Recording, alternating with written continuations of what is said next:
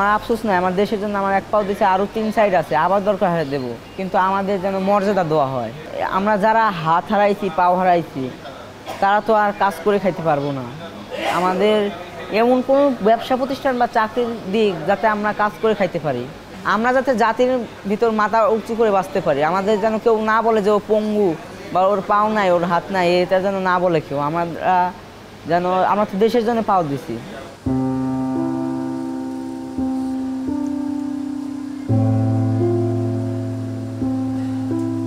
নিটোরে ভর্তি শুধু আলামিন নয়, বাবুল, হাসান কিংবা শাহিনের মতো 500-রও বেশি কিশোর যারা বৈষম্য বিরোধী আন্দোলনে হাত পা বা চোখ হারিয়ে ভর্তি হয়েছেন বিভিন্ন হাসপাতালে। প্রক্ষাঘাতগ্রস্ত জীবন নিয়ে ভবিষ্যৎ কি হবে? আমার 8বার অপারেশন হয়েছে, আর আমাকে ডাক্তার বলছে তোমার চিকিৎসা অনেক ভয়ানক, তোমার 6 ইঞ্চি হাড় নাই, তোমার এটা অনেক সময় লাগবে, নিম্নে না হলেও 3 বছর লাগবো হাঁটি জোড়া নিতে। আর যদি জোড়াও নেয় 4 বছর পরে, তা আমার আগের মতো হাঁটাচলা করতে পারবো না, সব সোলো হয়ে যাওয়া লাগবে। আমার আব্বু এক রিক্সা চালক, আমি পড়ালেখা করি, ফাঁকে আমি পড়ালেখার টাইমটা আমি সন্ধ্যার ভিতরে সব সেরা ফেলাই, তারপর আমি একটু কাজ করি আমার পড়ালেখা খরচটা আমি জোগাড় করি।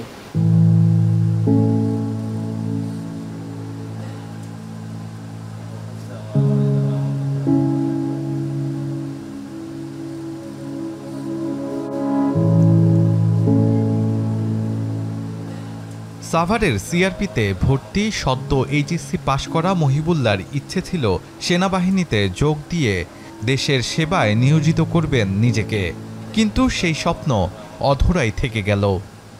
এই জায়গা থেকেই সব কিছু আর কি অবশ্য নাড়াইতে পারি, কিন্তু যে আঙুল মোট করতে পারি না আর কি, ধরতে পারি না কিছু আমি।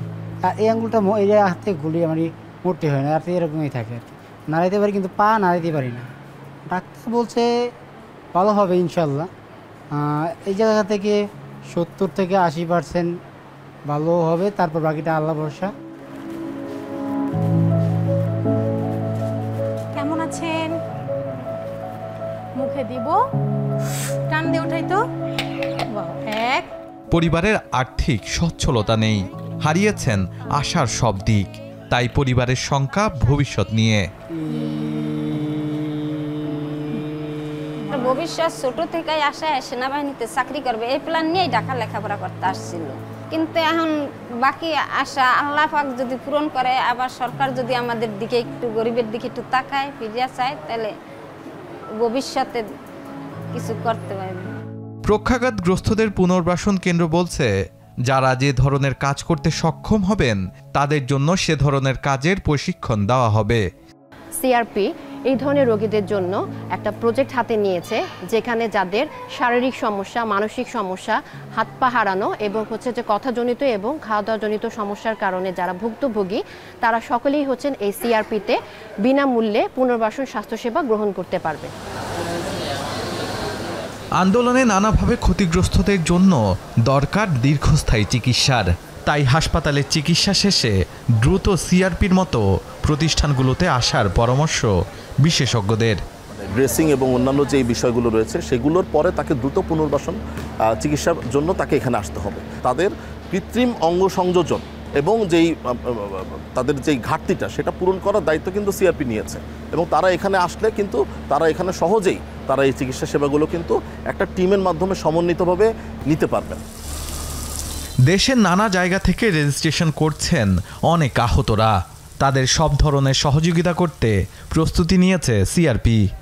কর্ম যাতে করতে পারে, পড়াশোনা করতে পারে, সেই ব্যবস্থা করার আমাদের প্ল্যান আছে। বৈষম্য বিরোধী ছাত্র আন্দোলনে যারা আহত হয়েছে, আমরা ধরে নিয়েছি প্রায় 22,000-এর মতো আহত হয়েছে, তাদের মধ্যে আমরা ধারণা করতেছি অ্যাটলিস্ট 500 ব্যক্তির এই পুনর্বাসন সেবা প্রয়োজন হবে, এবং সিআরপি সেই পূর্ণাঙ্গ পুনর্বাসন সেবাটা দিতে সক্ষমতা রাখে।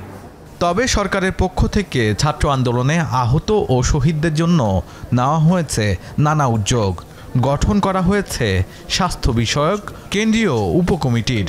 বাহির থেকে ডক্টর নিয়ে আসছি, তো তারা ভিজিট করছে, ক্যাটাগরিজ হিসেবে ভাগও করা হয়েছে, যাদের বাহিরে নেওয়া লাগবে সেই হিসেবে নেওয়া হবে। যার পা চলে গেছে, অ্যাম্পুটেশন করা লাগছে, সেই ক্ষেত্রে হয়তো ফলস যেটা পাটা, যেটা আমরা প্রস্থেসিস বলি আর্টিফিশিয়াল, সেটার ব্যবস্থা করা হচ্ছে। যারা শহীদ হয়েছে তাদের জন্য কিছু আলাদা প্রোটোকল রয়েছে, আর যারা আহত তাদের জন্য আলাদা প্রোটোকল রয়েছে। তো সেই বেসিসে না তাদের কাছে ফান্ড চলে যাবে, সাহায্য চলে যাবে।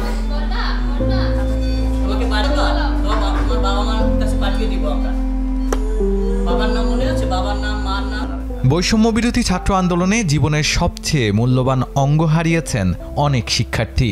তাদের সবার পাশে থাকার আহ্বান জানিয়েছেন বিজয়ী ছাত্ররা। শাহাদাত অভ্র, এখন, ঢাকা।